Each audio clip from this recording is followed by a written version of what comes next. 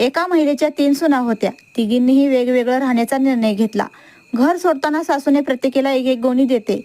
पहिल्या सुनेला नशिबाची गोणी, दुसऱ्या सुनेला पैशाची आणि तिसऱ्या सुनेला कष्टाची गोणी मिळते. त्या तिघीही आपापल्या वाटेने जातात.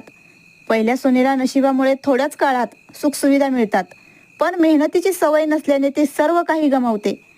दुसऱ्या सुनेला पैशामुळे मोठ्या सुविधा मिळतात, पण पैशाचा गैरवापर केल्याने ती दिवाळखोरीला सामोरे जाते. तिसऱ्या सुनेने मात्र मेहनत करून स्वतःचं आयुष्य उभारलं आणि ती यशस्वी झाली. काही वर्षांनी सासूंनी तिघींनाही घरी बोलवलं आणि विचारलं, काय काय मिळवलं तिघींनी.